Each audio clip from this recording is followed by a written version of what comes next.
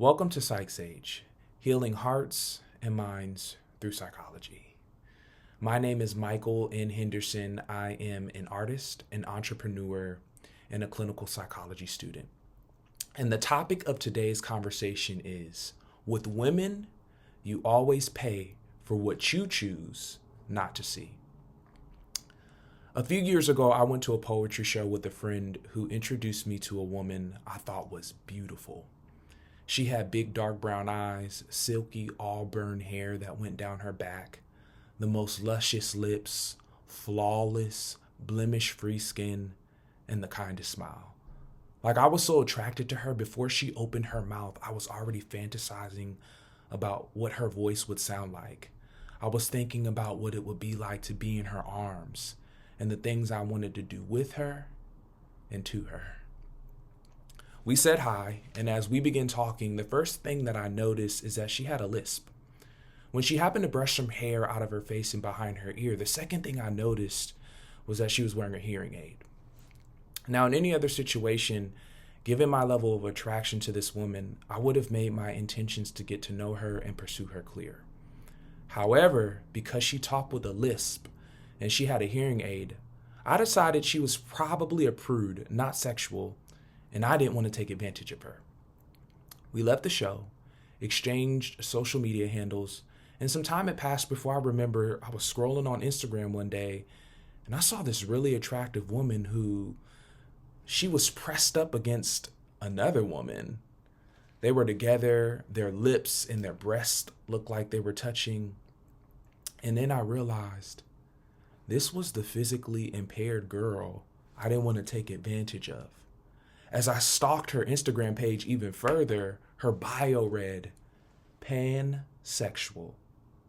So not only was she sensual, but she wasn't afraid to be overtly sexual and display a taboo label. I thought, who is this woman? Because that's not the same woman I met at the show. Or was she? By the way, if you're liking what you're hearing, please take a moment to subscribe to my channel. It's free and it helps me to continue my vision of bringing high quality, irresistible psychology content to people like you. Thank you. So I couldn't stop staring at the photo. I felt sad thinking her new lover could have been me.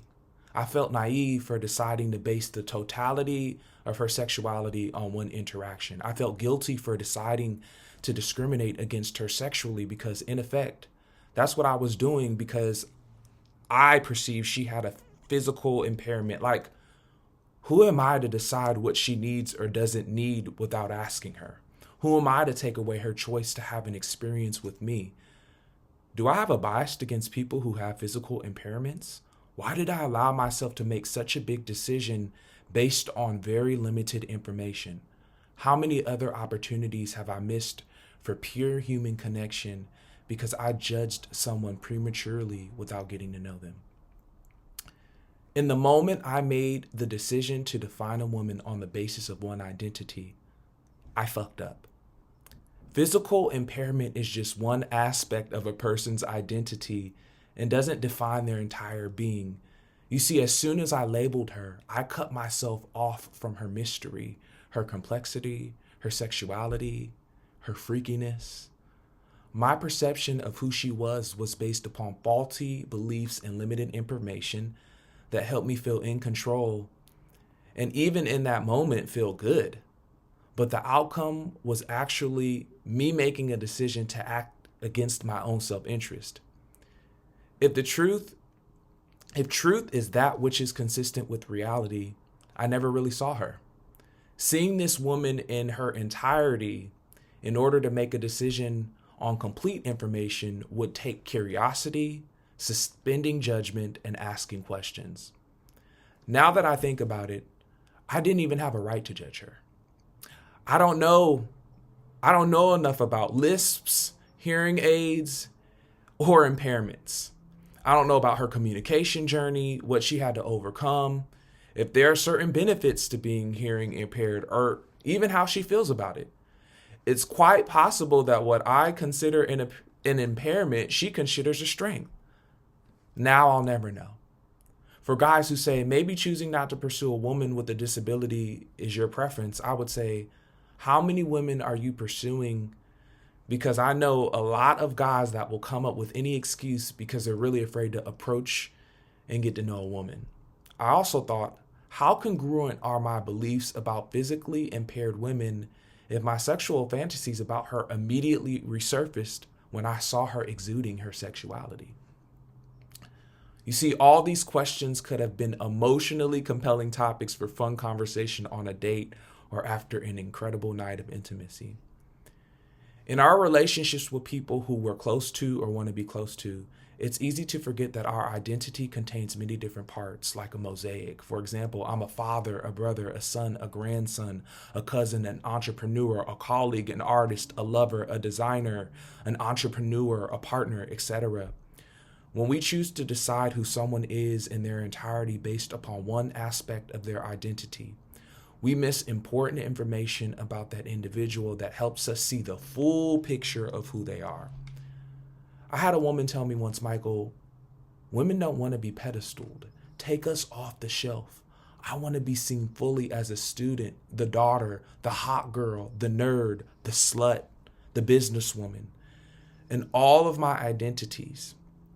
And men who make us feel free to be who we are without judgment are the ones we can't get enough of. Part of being successful with women means being able to recognize when your beliefs may be limiting your interactions with them. You can start today by making a conscious effort to suspend judgment and ask questions. I think the reason a lot of guys are afraid to ask women questions is because they don't trust themselves in conversations with women. Now, I get it. It's hard being in the moment. It's hard not to be painfully self-conscious and to embrace the fear of the unknown. But listen, to truly get to know someone, there is a level of surrender you must embrace in conversation.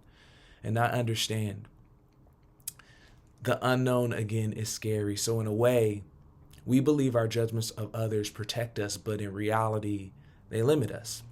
Here's a mantra to start adopting with women and people in general. The only power I have in conversation is how I respond. And I want to normalize showing up with curiosity. It isn't always easy, but you can do it with practice. The truth is, even if you get it wrong in conversation or feel like you get it wrong, if you show up with non-defensiveness, which means giving yourself over fully to curiosity and silencing your ego, you can navigate any conversation, and you might be surprised at what you learn about yourself and the individuals that you're talking to. How many opportunities have you missed for pure human connection because you based a woman entirely on one aspect of her identity? What are your thoughts? Have you had an experience like the one I shared? For those of you struggling to come up with questions to ask women or in conversations generally with people, I created the ultimate icebreaker conversation starter game called Like You that you can purchase from likeyoucards.com. If you've gotten value from this video and want to tip me in direct proportion to the value you've received, my Venmo is the.nelder. If you have any questions or want to schedule a private consultation with me, my email is michael@psychsage.com. Thank you for watching.